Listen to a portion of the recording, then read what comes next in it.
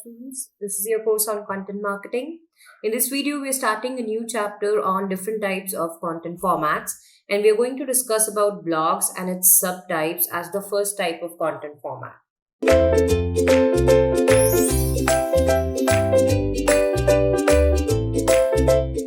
So let's take a look at the different types of content formats that are very important for any content marketer. In the previous chapter, we were discussing about various formats, various value adding content resources which can be offered by a company on their website, through their email marketing campaigns, on their social media platforms. And what you will see here, therefore, is a combination of those types of value adding resources, as well as some additional formats that make a holistic content marketing campaign.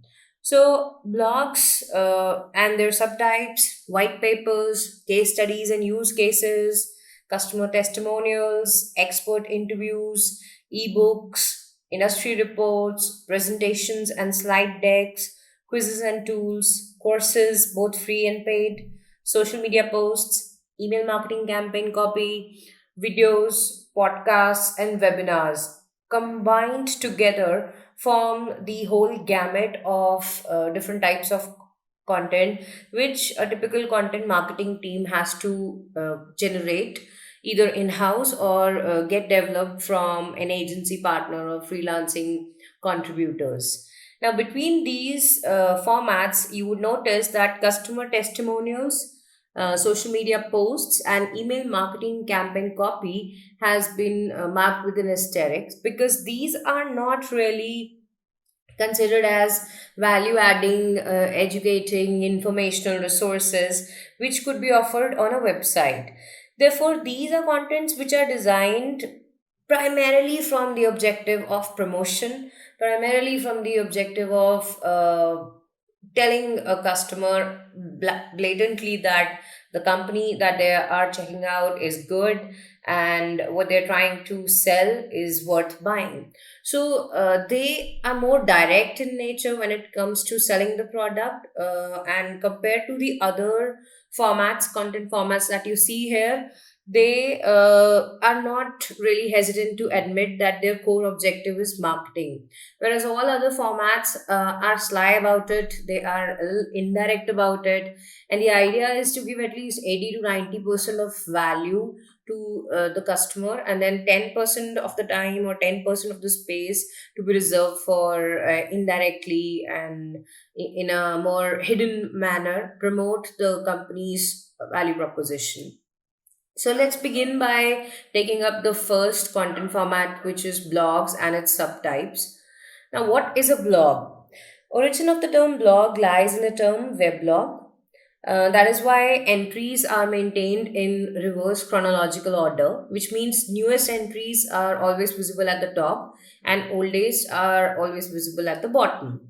So, the archaic term of blog actually originates in the fashion that it was meant for personal users. Independent personal users started maintaining weblogs or blogs on the internet sometime in the mid 90s, and the objective of these blogs used to be mostly talking about their own experiences, their activities, their opinions, their thought processes.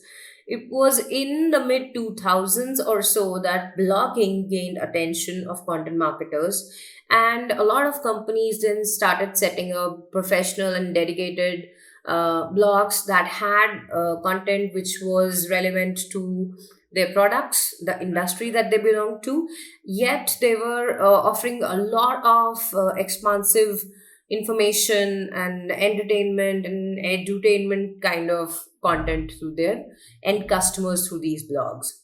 For content marketers, blogs are a great way to publish relevant content on their company's or client's website under the main domain, and they can engage their target audience through shares and comments while making their website easily searchable by search engines. So it started as an effort to increase the number of pages and increase the content on the website that could include trending keywords, such that the SEO ranking and the SERP ranking would improve organically, and the ad performance, PPC performance would also improve for digital marketers. But eventually, what it has turned into is an effort to offer relevant content, value adding content to the end customer while achieving the original and the conservative goal of increasing search engine performance.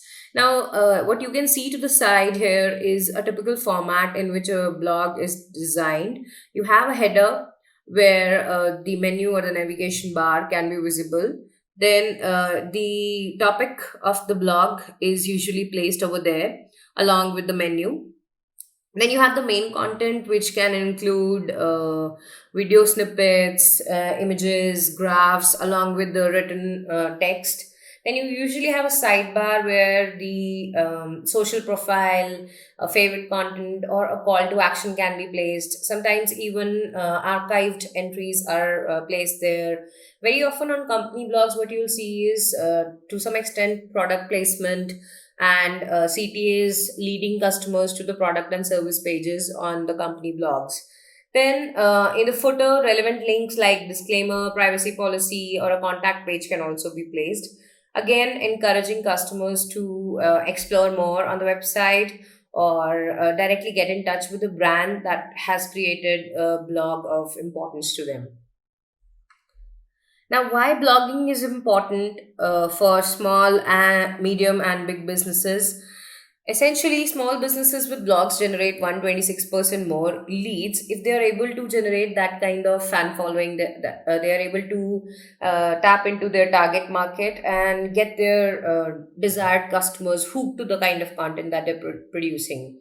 Small businesses can also come up with unique ideas and give a lot of attention and service, personalized one, to their end customers, and that is something which they can talk about and prove through their blogs rather than just sending emailers or relying on their brochure or their website content to convince the customer. Interesting content is one of the top three reasons people follow brands on social media, and therefore this interesting content is generally placed on the blogs first by the companies and then promoted on social media platforms, ensuring that there is no word limit, there is no media limit, and there is no restriction in terms of the social platform where it is getting promoted. The company is able to state their opinions freely, state their objectives freely, and provide relevant content to their customers. 81% of US consumers trust advice and information from blogs, and this is a trend which is replicating all over the world, wherein customers who are becoming savvy, they are searching about products before buying them online or offline, are finding a lot of relevant information on the blogs, if not of the company, then of influencers or industry experts. And therefore, blogging is actually of great import to any content marketer. Here are some other statistics to help you understand why this is the first content format that we're discussing right after talking about developing a website. The 97% companies that blog have 97% more inbound links, meaning that this is the kind of content which can encourage influencers of the industry, other experts present in the industry to talk about your brand and give you free inbound links through which you can drive traffic to the website. Also, more than 67% B2B marketers are using blogs to generate more leads. That means that this is seen as a way of not just providing value to existing customers but also to convert prospects into paying customers. And very often brands accept and recognize the potential that a customer may not be actively looking for the products that they're selling, but maybe information, and the very first page that they will land on the website of the brand would be the blog page, and from there information about the customer can be captured or interest in the rest of the website can be generated. Websites with blogs have also 434% more index pages, which means that compared to websites that are only having the standard core pages like the home, about us, contact, jobs, and product service pages, websites that have blogs and that have regular entries in the blog category actually are indexed more regularly and more extensively by search engine crawlers, giving them better visibility and better ranking on the SERP pages. Then websites with blogs have 97% more indexed links also, which again is part of the indexed pages, wherein a lot of links are readily recognized by the search engine web crawlers, and that makes a lot of your pages popular. And anytime a customer searches for remotely relevant keyword, they are likely to see a lot of pages from your same website domain popping up, making the customer understand the kind of presence that you have on the internet. Now, there are different types of blogs: personal blogs, company or brand blogs, group or collaborative blogs, aggregate blogs, micro blogs, and or micro blogging posts like Twitter and all. They are also considered as blogs. For a content marketer, however, the company or brand blog is the most important type of blog that they should be aware of, because that is what they'll be managing, that is what they'll be setting up and enhancing also. Now, there are some trending blog categories on the basis of content that is included in the blogs, which also, as a content marketer, you should be aware of. These are called video blogs or vlogs, and these are a type of content that can be included in a company or a brand blog as well. Then link blogs or link blogs, more popular with personal blogs that are trying to gather an audience that is looking for a one-stop content destination. Then there are photo blogs, once again, can be used for company or brand blogs as one type of content included in the blog. Sketch blogs or portfolio blogs, popular with personal blogs of artists. Then mixed media blogs or tumble blogs, wherein in the same blog post you can include videos, images, as well as text. Then you have your reverse blog, wherein you can invite user contributions, and this is yet another tactic which can be used by content marketers when they can invite guest posts from influencers, maybe their top customer, or maybe the industry experts. Now, content formats for company blogs that are must haves and that can actually help the achievement of SEO benefits and core content marketing objectives through submissions and social media promotions are these seven ones. So, typically, a company blog can be designed in such a fashion that these seven types of content or these seven types of posts keep featuring on the blog regularly. The suitable formats are different from personal blogs, as you can notice, because the objective is to talk about the brand, about the product, the industry, maintain a personalized yet a professional connect with the target customer, offer them value consistently, and then slowly but surely encourage them to explore the value proposition, the products, services, and solutions of the company. So, the seven most important formats which, as a content marketer, you should be aware of and be using in the blog, company blog that you will be managing are, first of all, listicles, which is providing a list of things, solutions, activities in an attractive and informative manner. Then how to posts, wherein you can teach readers how to do something. It could be how to post about the company's products, basically explaining the application of the product, or basically showing customer the right way to use the product. Then how to post can also be about self-help activities, making the customer know that you're not just trying to pitch the product, you want the customer to solve their problem. So even if the customer doesn't buy your product, you recommend some actions, some activities to help the customer meet with their needs. Then guides are long form content with detailed instructions. You would see that some companies include guides as a type of blog, and others can be selling guides as a separate type of content format altogether, and a separate type of content format which is therefore placed in a different subcategory altogether in the value adding content on their website. Then infographics linked blogs are also very popular with companies wherein the database insights, similar to the ones that you're offering in the guides, are discussed with infographics as an anchor. They're also great clickbaits and can attract a lot of user attention who may be searching for something which is visually appealing and find your infographic interesting and then land up on your company's blog page.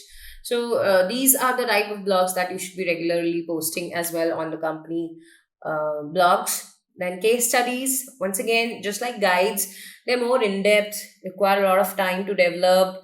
Often they have brand success stories, or an alternative could be use cases for customers. And the idea here is to prove the importance and applicability of the products that the company is making. So, some companies once again include case studies under the blog as the major category, while others can offer case studies as a separate type of content and can have a separate subheading for case studies, other than blogs being a value adding content on their website.